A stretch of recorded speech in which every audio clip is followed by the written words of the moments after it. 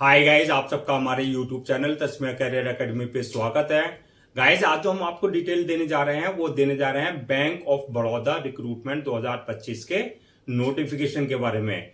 Bank of Baroda ने office assistant की 500 vacancies के लिए अपना नोटिफिकेशन जारी किया है। अगर आप भी इन वैकेंसीज के लिए अप्लाई करना चाहते हैं तो गाइस ये वीडियो आपके लिए बहुत ज्यादा इंपॉर्टेंट है, क्योंकि इस वीडियो में हमने पूरा डिटेल में बताया कि क्या मिनिमम क्वालिफिकेशन मांगी गई है, क्या आपका सिलेक्शन प्रोसेस रहेगा, लास्ट डेट अप्लाई करने की कब है और ऑनलाइन जाकर के कैसे आपको रजिस्ट्रेशन और फॉर्मेलिटीज पूरी करनी होगी। तो गाइस पूरा वीडियो देखिएगा और साथ ही साथ में हमारे इस यूट्यूब चैनल को सब्सक्राइब कर लें, लाइक करें और ज्यादा से ज्यादा शेयर करें।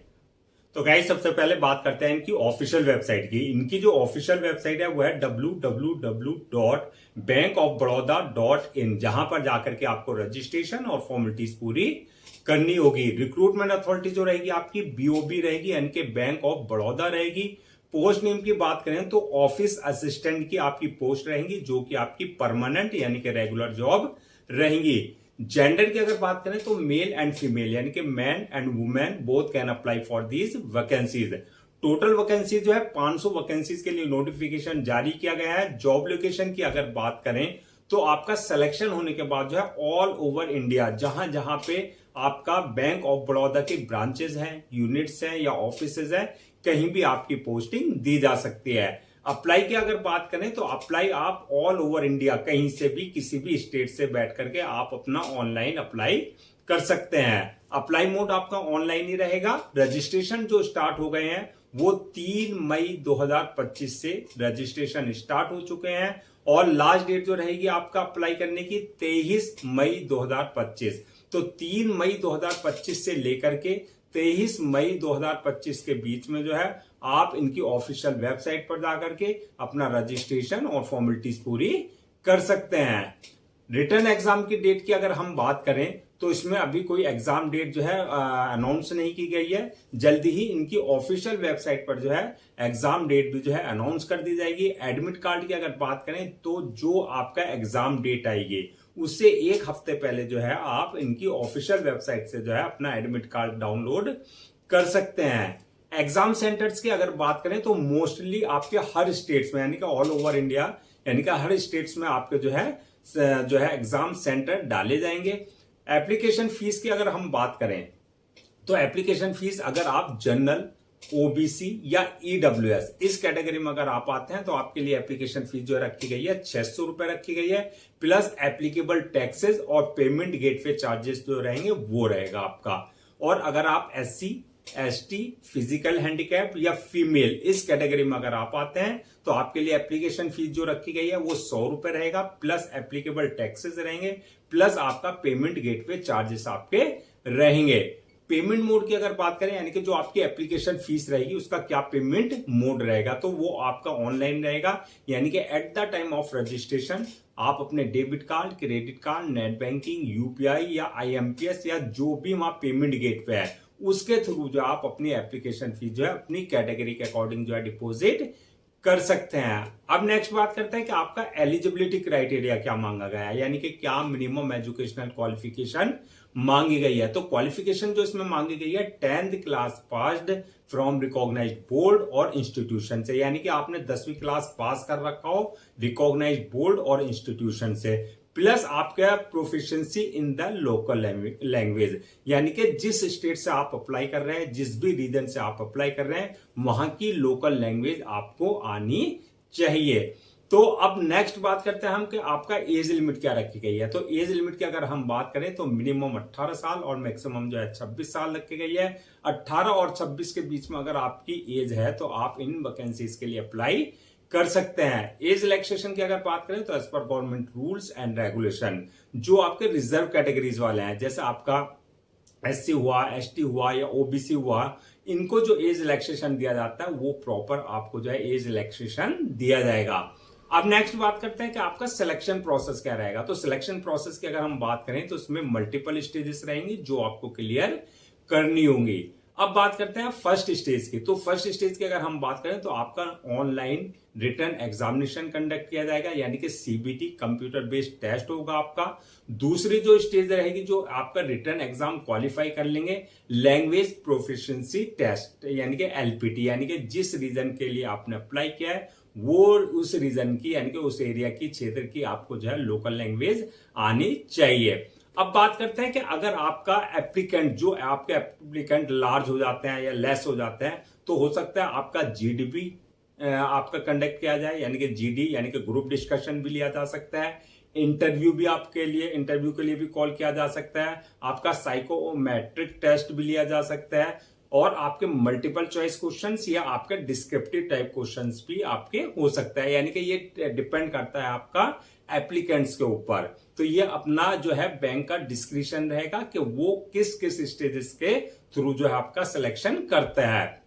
और आपके जो ये एक स्टेज रहेगी वो रहेगी आपकी डॉक्यूमेंट्स वेरिफिकेशन की, यानी कि at the time of registration जो सारे आपने अपने डॉक्यूमेंट्स अपलोड किए हैं वो सारे जो है आपके ओरिजिनल चेक किए जाएंगे, यानी कि वेरीफाई किए जाएंगे। और लास्ट स्टेज जो रहेगी आपकी वो रहेगी मेडिकल एग्जामिनेशन, यानी कि जिस पोस्ट के लिए आपने अप्लाई किया है उसके लिए देखा जाएगा कि आप फिजिकली और मेंटली पूरी तरीके से फिट हैं या नहीं है। तो ये मल्टीपल स्टेजेस रहेंगी जो आपको क्लियर करनी होगी। अब बात करते हैं अगर जो आपका ये ऑनलाइन रिटर्न एग्जाम कंडक्ट किया जाएगा तो उसका क्या एग्जाम पैटर्न रहेगा, क्या उसका सिलेबस रहेगा। तो सबसे पहले बात करते हैं हम एग्जाम पैटर्न की। तो जैसा कि हमने बताया कि आपका एग्जाम जो होगा ऑनलाइन होगा, यानी कि आपका सीबीटी कंप्यूटर बेस्ड टेस्ट लिया जाएगा। टोटल क्वेश्चन जो होंगे आपके 100 क्वेश्चन से रहेंगे, जो कि आपके 100 ही मार्क्स से रहेंगे, यानी कि एक क्वेश्चन आपका 1 मार्क का रहेगा। टाइम की अगर बात करें तो पेपर को सॉल्व करने का जो टाइम दिया जाएगा 80 मिनट का आपको जो है टाइम दिया जाएगा पेपर को सॉल्व करने का। नेगेटिव मार्किंग यानी कि रॉन्ग आंसर के लिए जो है नेगेटिव मार्किंग का भी प्रोविजन रखा गया है, यानी कि नेगेटिव रॉन्ग आंसर देने पे आपके जो है मार्क्स डिडक्ट किए जाएंगे।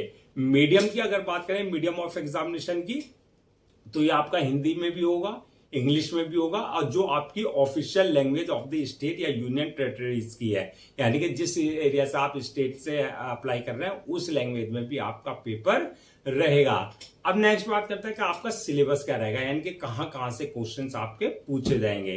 तो ये जो क्वेश्चंस रहेंगे आपके इंग्लिश लैंग्वेज से क्वेश्चंस रहेंगे, जनरल अवेयरनेस से रिलेटेड क्वेश्चंस पूछे जाएंगे, एलिमेंट्री अर्थमेटिक्स से क्वेश्चंस पूछे जाएंगे, इसके अलावा जो आपका रीजनिंग से रिलेटेड आपके क्वेश्चंस रहेंगे। तो ये आपका सिलेबस रहेगा जहां से आपके क्वेश्चंस पूछे जाएंगे, जो कि आपके 100 क्वेश्चंस होंगे, 100 ही मार्क्स के आपके रहेंगे। अब नेक्स्ट बात करते हैं कि आपकी सैलरी एंड अलाउंसेस की। तो सैलरी अलाउंसेस की अगर बात करें तो इसमें जो बेसिक पे रहेगी, यानी कि जो इनिशियली स्टार्टिंग सैलरी रहेगी आपकी 19,500 रहेगी, और प्लस आपके अलाउंसेस और others benefits as per banking norms जो एक एम्प्लॉय को दिए जाते हैं वो प्रॉपर आपको अलाउंसेस भी दिए जाएंगे और आपका जो है अदर्स बेनिफिट्स भी दिए जाएंगे।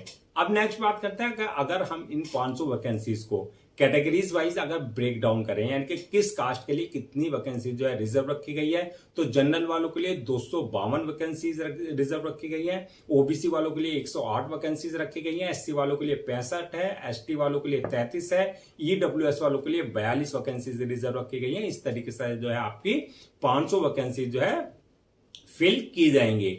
अब नेक्स्ट बात करते हैं कि आपका अप्लाई करने से पहले क्या क्या डॉक्यूमेंट्स आपको जो है रेडी रखना है। तो डॉक्यूमेंट्स की अगर बात करें तो सबसे पहले जो आपके एकेडमिक सर्टिफिकेट्स हैं, यानी कि जो आपकी 10th की मार्कशीट है, आपका सर्टिफिकेट है, उसका जो है आपको स्कैन कॉपी करा करके पहले से रखना है। इसके अलावा जो आपका जो बर्थ सर्टिफिकेट, यानी कि अगर आपकी 10th की मार्कशीट में डेट ऑफ बर्थ अगर मेंशन नहीं है तो बर्थ सर्टिफिकेट आपके पास कंसर्न अथॉरिटी से होना चाहिए। इसी तरीके से आपका जो है कास्ट सर्टिफिकेट, यानी कि SC ST OBC का किसी भी तरह का आप कास्ट बेस्ड पे कोई रिजर्वेशन ले रहे हैं तो कास्ट सर्टिफिकेट आपके पास जो कंसर्न अथॉरिटी से होना चाहिए। इनकम सर्टिफिकेट, यानी कि EWS यानी कि इकोनॉमिकली वीकर सेक्शन का अगर आप किसी तरह का कोई रिजर्वेशन ले रहे हैं तो इनकम सर्टिफिकेट जो आपके पास कंसर्न अथॉरिटी से होना चाहिए। इसी तरीके से आपका डिसेबिलिटी सर्टिफिकेट, यानी कि आप अगर फिजिकल हैंडीकैप का किसी भी तरह का कोई रिजर्वेशन ले रहे हैं तो डिसेबिलिटी सर्टिफिकेट आपके पास जो है कंसर्न अथॉरिटी से आपके पास होना चाहिए। इसके अलावा जो है आपका passport size photo, signature, thumb impression,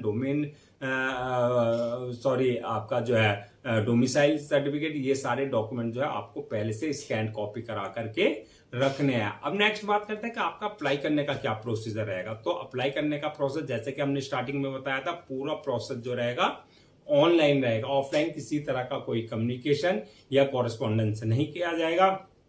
तो ऑनलाइन अप्लाई करने के लिए सबसे पहले आपको उनकी ऑफिशियल वेबसाइट www.bankofbaroda.in पर विजिट करना है। जब आप होम पेज पर पहुंचेंगे वहां पर आपको कैरियर वाले सेक्शन पर क्लिक करना है। उसके बाद जो आपका करंट अपॉर्चुनिटीज वाले लिंक पे आपको जो है क्लिक करना है। यहाँ पर इस बात का ध्यान रखना, अगर आपने इनके पोर्टल पर अपने आप को पहले से रजिस्टर्ड नहीं करा रखा है तो आपको न्यू रजिस्ट्रेशन पे जाकर के अपनी जो बेसिक डिटेल्स प्लस आपको वैलिड ईमेल आईडी और मोबाइल नंबर से अपना आपको रजिस्टर्ड करा लेना है। यानी कि वहां से जो आपको यूजर नेम और पासवर्ड जनरेट हो जाएगा जो कि आपके क्रेडेंशियल होंगे।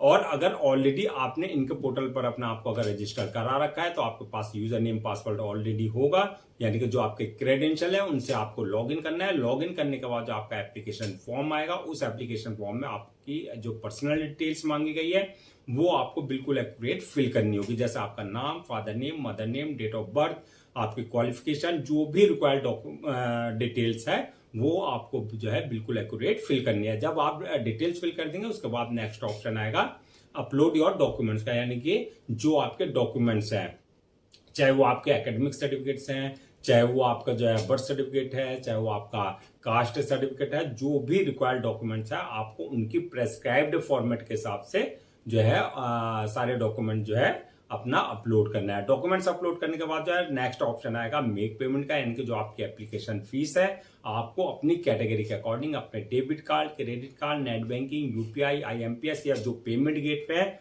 उसके थ्रू जो है आप अपनी एप्लीकेशन फीस अपना जो है कैटेगरी के अकॉर्डिंग जो है डिपोजिट कर सकते हैं।